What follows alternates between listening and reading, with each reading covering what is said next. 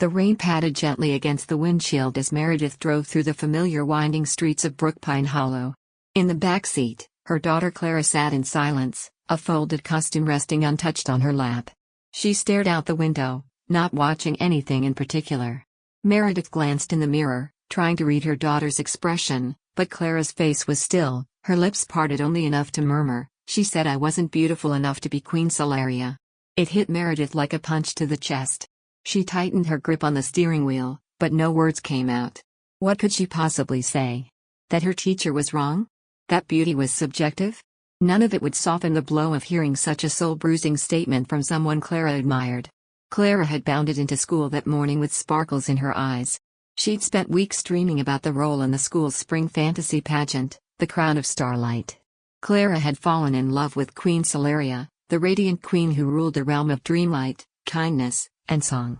Clara, with her mop of curly brown hair and gap-toothed smile, had practiced the characters' lines every night, reciting them with all the flair of a seasoned actress. She choreographed her own dance, wore a cape made from an old shower curtain, and even constructed a golden scepter from a curtain rod and leftover glitter. Meredith had helped her glue rhinestones to a paper crown and watched her parade around the living room like royalty. Clara didn't just play a character, she became her. And now, the light had drained from her, as if someone had closed a music box before the final note. At the stoplight, Meredith dared another glance. Clara's hoodie sleeve moved subtly as she wiped her eyes. No sobbing. Just quiet, calculated grief. "I can't believe she said that," Meredith whispered to herself. "Miss Ramley said I didn't fit her vision of Solaria," Clara added, voice low and flat. Meredith felt 1,000 things at once: rage, helplessness, sorrow. But she didn't scream. She didn't spin the car around and march into the school. Not yet. That night, Clara didn't touch her costume. She left it folded on the couch like it was something delicate that had betrayed her. After dinner, she retreated to her room and didn't even say goodnight. Meredith sat alone in the living room, staring at the makeshift scepter Clara had crafted. She picked it up, twirled it slowly in her hands, and thought about how unfair the world could be to children who still dared to dream in color. Clara had always been full of color. At 5, she introduced herself as Captain Featherwisp to strangers. At 7, she hosted tea parties for imaginary guests and spoke in rhyming riddles. And now, at 10, she was being told by someone with authority that none of it was enough. That she wasn't enough. The next morning, Clara was quieter than usual. She didn't mention the cast list. Meredith packed her favorite lunch, peanut butter stars and carrot sticks shaped like moons. She included a note, "Your light is too big for one sky." Clara didn't respond. She took the lunch, nodded silently, and walked out the door. After school, Meredith saw her daughter walk toward the car with that same defeated posture, backpack dragging, eyes on the sidewalk. "I'm going to be a pebble," Clara muttered once she'd climbed in. "A what?" Meredith blinked. "A pebble. Not even a tree or a cloud. A pebble that Queen Solaria walks past in the meadow scene." She buckled in, stared out the window again. That night, Clara didn't go near her glitter glue or her collection of costumes. Instead, she took down the stars from her ceiling and boxed up the glittery wings and cloaks she'd once worn so proudly. Meredith stood outside her door, listening to the quiet rustle of tissue paper and cardboard. No sobbing. Just the sound of childhood packing itself away. The final blow came when Meredith heard her daughter whisper to herself, mimicking her teacher's voice, "She's not what we imagined. She's not queenly." Then nothing. Not even a sigh. Meredith's heart cracked. She didn't want to write a letter to the principal. She didn't want to start a war with a teacher who couldn't see the royalty inside her daughter. What she did want, more than anything, was to find a way to help Clara see herself again. To remind her that her story wasn't over. That she didn't need someone else to give her a crown. She already had one in her soul. That night, once Clara was asleep, Meredith climbed up into the attic. It smelled of old cardboard, cedar, and forgotten dreams. She found an old typewriter, the one her mother used to write bedtime stories. She brought it downstairs, set it on the kitchen table, and started typing. She didn't plan the words. They just came. The kitchen was dim, lit only by the overhead bulb and the occasional flicker from the street lamp outside. Meredith's fingers danced uncertainly across the typewriter's faded keys. It had been years since she used one, but tonight, it felt right. There was something intentional about the clack of each letter, something final and true. She didn't write with grammar in mind. She didn't worry about clever metaphors or poetic rhythm. She wrote like she was speaking to Clara, not the Clara who sat silently in the back seat, but the Clara who once declared herself ruler of the backyard kingdom and demanded an army of teddy bears march in her honor. That Clara needed a message, and Meredith was going to deliver it. It began like this. A queen does not wait to be chosen. She wakes, walks into the light, and builds her throne out of truth. The rest poured out, raw, real, unedited. She wove in things only Clara would recognize, the time she rescued a baby bird and called it Prince Chirpington, the night she wore 3 tiaras at once because a real queen has layers. Each line was stitched with memories, strength, and a reminder of what Clara had always been, brave, bright, unapologetically unique. Meredith wrote until 2:47 a.m., when her eyes blurred and her hands ached. She read the monologue once more, then carefully folded the paper into thirds.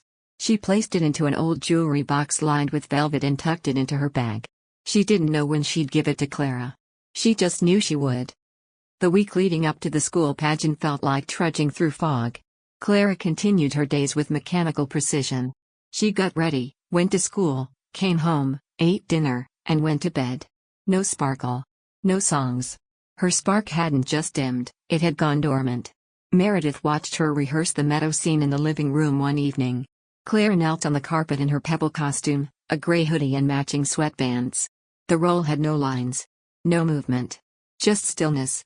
They told me to sit like this, Clara mumbled, tucking her legs under her. You'll do great, Meredith offered gently. It doesn't matter, Clara said, not angrily. Just factually. That night, Meredith sat beside her as they ironed the costume. Do you want to add the glitter trim to your sleeves? She asked, holding up the golden ribbon they'd picked before the auditions. Pebbles don't sparkle, Mom. Her voice didn't break. But Meredith did. The night of the pageant came like a drumbeat. The auditorium buzzed with families holding bouquets and posters. Kids ran up and down the aisles in their colorful costumes, sunbeams, butterflies, enchanted mushrooms. Queen Solaria, played by a tall blonde girl with perfect posture, swept around in her flowing silver gown. Meredith sat quietly in the 4th row, the jewelry box with the folded monologue nestled deep inside her purse. She didn't plan to use it. Maybe she just needed it nearby, like a compass in unfamiliar woods. When the curtain rose, Clara stood toward the back of the stage, kneeling beside another child dressed as a flower. Her arms were at her sides, her expression distant. Meredith felt like she was watching someone else's child. The play went on. The songs were sung. The dialogue was recited. And as the final bow drew near, Clara remained motionless. A pebble. Unseen. Silent. And that's when Meredith moved. She didn't ask permission. She didn't plan a speech. She just stood. Excuse me, she said, her voice ringing through the quiet auditorium as the applause began to fade. The chatter quieted instantly. Heads turned. Teachers blinked. Principal Holloway furrowed his brow. I'd like to invite someone to the stage who hasn't had her moment yet. Meredith's voice didn't shake. She reached into her purse, pulled out the velvet box, and opened it. She turned to the stage. Clara Wells, come here please. The room froze. Clara stood up slowly, eyes wide, unsure if this was a mistake. She looked at her mother, then at Miss Ramley, who stood off to the side, too stunned to respond. Come on, sweetheart, Meredith said gently. Clara stepped forward, hesitant, moving like she was still part of a dream.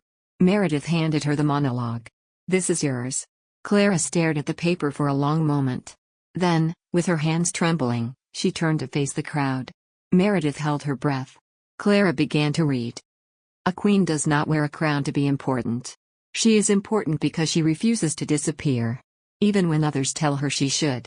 The words came quietly at first, brushing the ears of the audience like the first notes of a lullaby. Clara's voice wavered, unsure. But with each sentence, something shifted, her spine straightened, her eyes lifted. The paper shook less in her hands. She does not need permission to matter. She does not need perfect shoes or shining hair. She needs only her voice, and the courage to use it. The room held its breath. Parents leaned forward. A little boy in the front row sat up straighter. One of the school's teachers covered her mouth with her hands. Clara continued, stronger now. I am not the pebble you walked past. I am the stone you build bridges with. Meredith's chest swelled. She glanced at Miss Ramley, who stood still near the curtain, her face unreadable. Not angry. Not defiant. Just thinking. When Clara reached the final line, her voice rang like a bell. I do not need your spotlight. I have always been the sun. Silence. Then, an eruption. Applause thundered through the auditorium. Not polite claps. Not obligatory cheers. Real applause, born from shock and awe. Clara blinked at the sound, then bowed, awkward, unsure, but proud. Meredith wiped her eyes. Clara looked toward her mother and smiled. Not giddy. Not showy. Just real. The audience began to stand, first a teacher, then a parent, then another child. One by one, they rose. Some with tears. Some with awe. All with respect. Later, as the crowd filtered out and bouquets were handed to the official cast, a small girl in a butterfly costume ran up to Clara and hugged her. You were my favorite part, she whispered.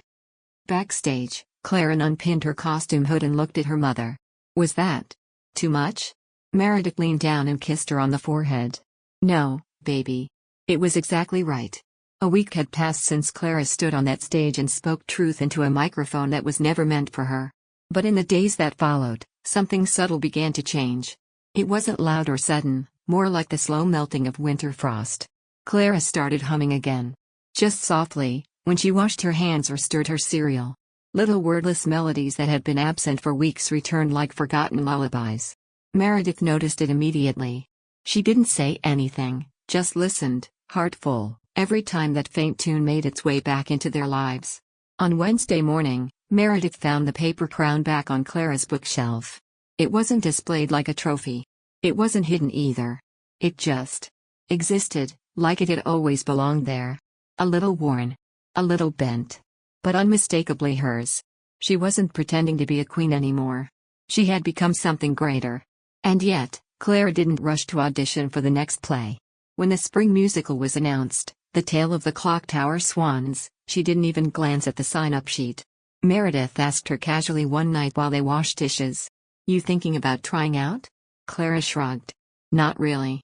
Not because of what happened with the last one, right? No, she said, drying a plate. Just. I don't feel like being someone else right now. Meredith smiled. That's fair. What Clara did start doing was writing. It began with scribbles in the margins of her homework, then paragraphs in the back of old notebooks. Soon, those notebooks turned into full journals filled with dialogue, characters, and monologues of kids standing on rooftops, forest paths, and school auditoriums, each one speaking, loudly, clearly, even if no one had asked them to. She wrote about mermaids with prosthetic fins, astronauts afraid of silence, and queens who ruled from treehouses. And most of all, she wrote about girls like herself, those who had been skipped over, overlooked, or cast as background noise. One evening, Clara shyly handed Meredith a stack of handwritten pages, tied together with twine. These are for kids like me, she said. The ones who never get picked first. The ones no one writes about. Meredith didn't cry. She didn't want to embarrass her. But that night, she sat on the couch and read every single word under a warm lamp, feeling like she'd been given a treasure map leading to the heart of her daughter. Not long after, the local community center sent out flyers for a monthly event called Youth Open Mic, Stories That Matter. It was mostly for high schoolers and older middle school kids, but they'd recently added a slot for young creators. Meredith clipped the flyer to the fridge. Clara didn't say anything about it for days. But the night before the event, Clara walked into the living room wearing her Pebble costume. Except, it wasn't just the Pebble costume anymore. She had added golden ribbon to the sleeves, carefully hand-stitched, and painted small constellations across the back in glittering silver. And on her head sat the cardboard crown, now reinforced with sparkly duct tape and 3 shiny new rhinestones. Meredith blinked. You're going? Clara nodded. I don't want someone else to read my words this time. I want to do it myself. Meredith's breath caught. Do you want company? Clara smiled. Yeah. But sit in the back. I want to look brave. The community center was cozy and smelled like coffee, printer paper, and crayons. Folding chairs were arranged in neat rows. A string of fairy lights hung across the small makeshift stage, giving the space a kind of quiet magic. When Clara's name was called, she walked to the stage slowly, clutching her new monologue. The crowd was small, maybe 30 people, but every eye turned toward her. Some kids giggled softly at her costume. One adult tilted their head. But Clara didn't flinch. She unfolded her paper, placed it gently on the music stand, and took a deep breath. Then she began. Some girls are born under spotlights. Others build their own. Her voice was steadier now than it had been at the school. Not perfect. Not polished. But honest, and in a room full of teenagers and adults, her words rang out like bells.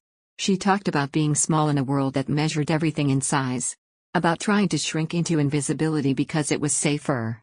About being told she didn't look like a queen.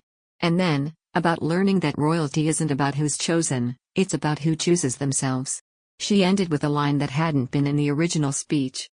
I'm not the background anymore. I'm the frame. A hush settled over the room.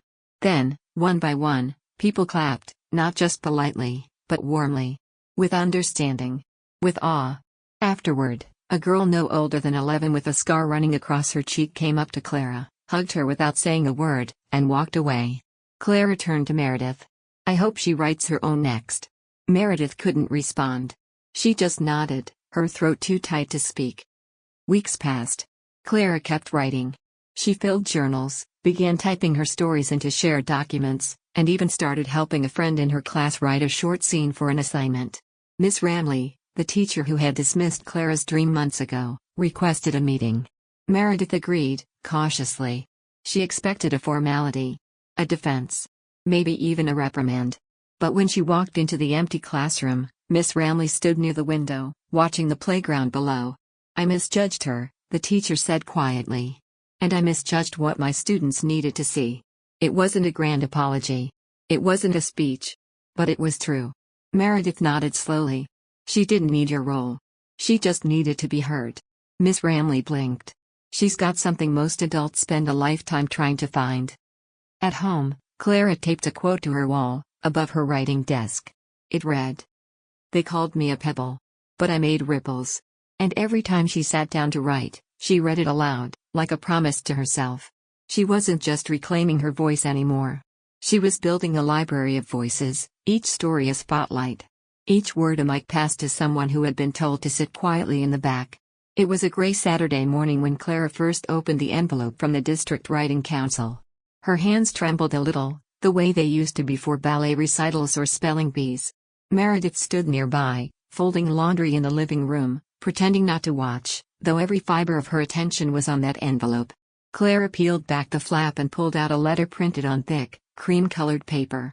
Her eyes scanned the first few lines, then widened. She looked up, stunned. "They want me to perform at the Youth Lit Summit in June," she whispered. Meredith dropped the towel she was folding. "What? Really?" Clara nodded, still not quite smiling, but there was a light in her eyes again. "They said my story was transformational. They want me to close the event. As the final speaker." This time, the grin broke free. Meredith ran to her daughter and wrapped her in the tightest hug she'd given in months. Not because of the invitation, but because Clara had written something so true, so real, that strangers had stopped and listened. The event was still 2 months away, but preparation began instantly. Clara reread every line of her monologue and decided it needed more. She wanted to tell the whole story, not just the night she reclaimed her voice, but the silence that had come before it. The shrinking. The invisibility. She titled her new piece, "The Crown Forged in Silence." At school, Clara continued to exist in the in-between spaces, never loud, never fading. She didn't chase attention, but she didn't hide either. Some students who had seen her moment on stage began treating her differently. A few offered quiet nods in the hall. Others stopped her at lunch and asked about her writing. But it wasn't all applause. One afternoon, Clara came home quieter than usual. Meredith found her sitting on the porch, watching the rain run in rivulets down the steps. "What's up, sunshine?" Clara didn't answer right away. Then, finally, she said, "Some girls in class were talking about the play. They said I stole the moment. That I made it about me." Meredith felt that familiar heat rise in her chest. But she sat down calmly beside her daughter. "And what do you think?" she asked gently. Clara shrugged. "I don't know. I didn't mean to take anything. I just needed to speak. For me." Meredith nodded. "And you did. With courage. Not for a spotlight, but because your truth mattered." Clara looked at her lap. "It still hurts, though."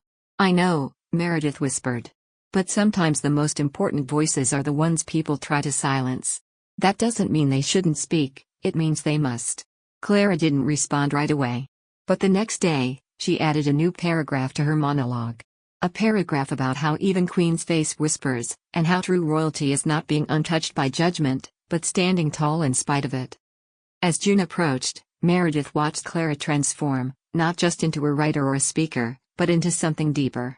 Someone who had learned how to carry her story like armor, not shame. They worked together every evening in the dining room, going over pauses, eye contact, tone. Meredith didn't coach her, she just listened, offering small thoughts when asked. On the night before the summit, Clara laid out her outfit, not a glittering costume, not a uniform. Just a soft yellow dress with sun embroidery at the hem, handmade by a family friend. Around her shoulders, she draped a shawl covered in hand-stitched stars. And at the very last moment, she added the crown, the same cardboard one, slightly bent, still missing a rhinestone near the center. It was no longer a prop. It was a relic. A symbol of the night she'd remembered herself. The youth-lit summit was held in the city library's Great Hall, a beautiful room with stained-glass windows and high wooden beams. Rows of folding chairs filled the space, and a small podium stood beneath a hand-painted banner that read, "Stories that Shape Tomorrow." Clara sat in the front row, waiting her turn as other youth took the stage, poets, essayists, short story writers. Some were confident, others nervous. All were brave. When her name was called, Clara Wells, age 10, she stood, took a deep breath, and walked calmly to the microphone. The room quieted instantly. Clara unfolded her pages and looked out at the crowd, not scanning, not hiding. She saw them. And then she began. There was a time I thought being quiet would make me safe. That shrinking small enough would help me belong. That being passed over meant I was invisible.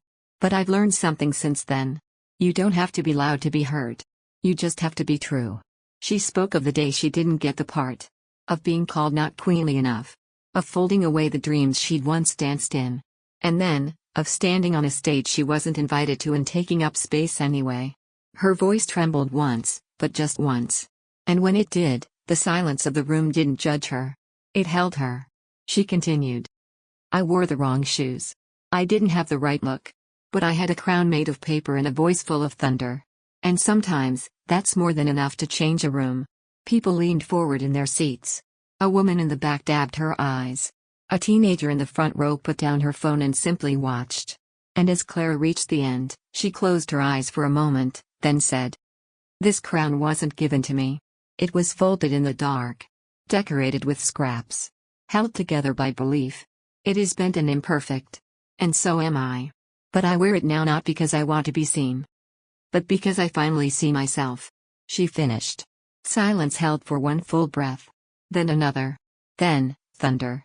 Applause rose like a wave, unstoppable and sincere.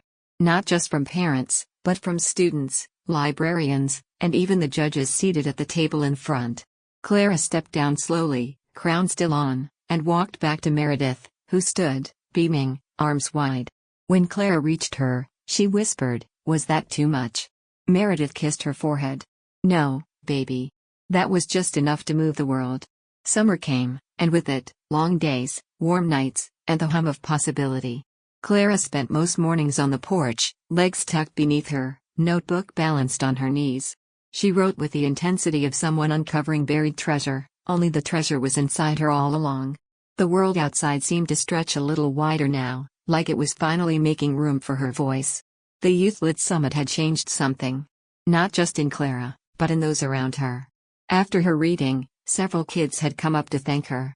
One boy with a speech impediment had told her, You helped me think maybe I can share my poem at school. A teenager in a wheelchair had asked for a copy of her monologue. Even a parent with graying hair and a soft voice had pulled Meredith aside and whispered, I wish someone like her had spoken when I was 10. But Clara didn't dwell on the praise. She didn't crave the stage. What she wanted now was to create, not to be cast in someone else's story, but to build entire worlds of her own. One afternoon, Meredith found a binder on the kitchen table. It was heavy with pages, filled with stories, drawings, character bios, and handwritten notes. On the cover, in thick marker, Clara had written, The Brave Ones, Stories for Kids Who Don't Get Picked. Inside were tales of dragon-riding girls with freckles, boys who cried when the moon was full, and non-binary kids who turned fear into lightning. Every story had one thing in common: the main characters weren't chosen by kings or mentors. They chose themselves. Meredith flipped through the pages, blinking back tears. "These are incredible," she said when Clara walked in with juice boxes and pretzels. "They're for the library," Clara said casually. "I asked if I could start a reading shelf for kids who don't like the usual stories. Miss Jorah said I could." "You're putting these in the school library?" Meredith blinked. "Well, not all of them yet. I want to edit first. But yeah. I want kids to know that you don't have to be picked to matter." Meredith pulled her daughter into a hug, heart swelling.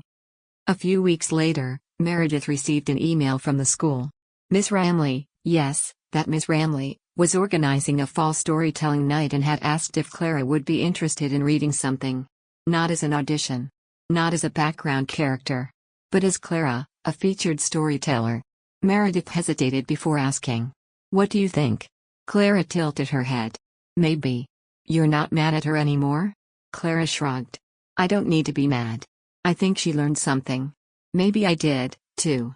Meredith smiled. Her daughter wasn't just growing stronger, she was growing wiser. That fall, the leaves turned gold and the air grew crisp.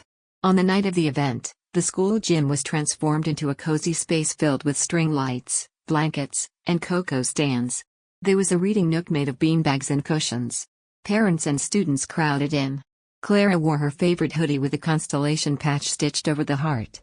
On her head sat the same cardboard crown, now repaired with golden thread along the bent crease. She'd refused to replace it. "It's part of the story," she said. "It shows I've been somewhere." She stepped up to the mic not as a performer, but as a storyteller. She read a new piece called The Girl Who Writes the Stars.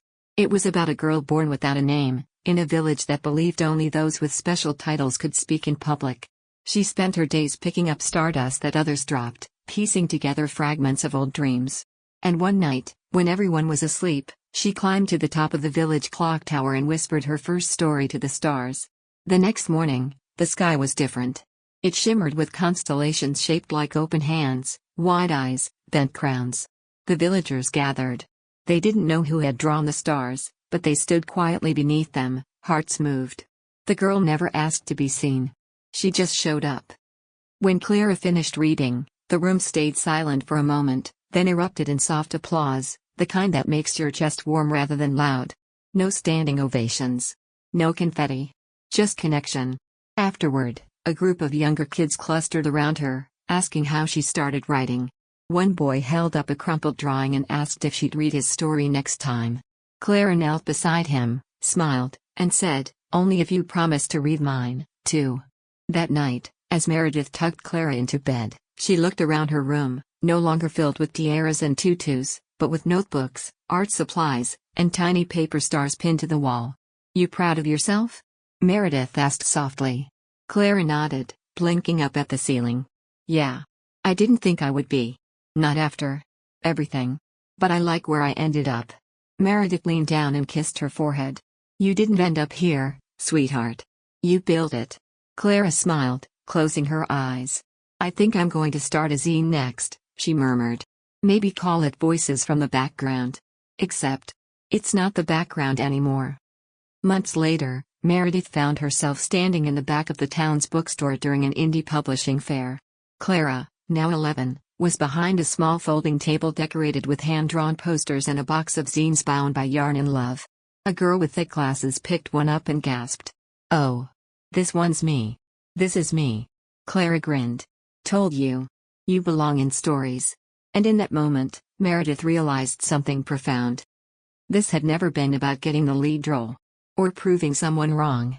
Or even about being seen. It was about reminding others they were never invisible to begin with. Clara didn't just write stories anymore. She wrote stars into the sky. So that no kid, no dreamer, no background character would ever look up and wonder if they were supposed to stay silent. Because the girl who once sat quietly in the back seat, clutching a crumpled costume, had become something even greater than a princess. She had become a beacon. A storyteller. A quiet revolution made of ink, paper, and truth. And Meredith knew. This was only the beginning.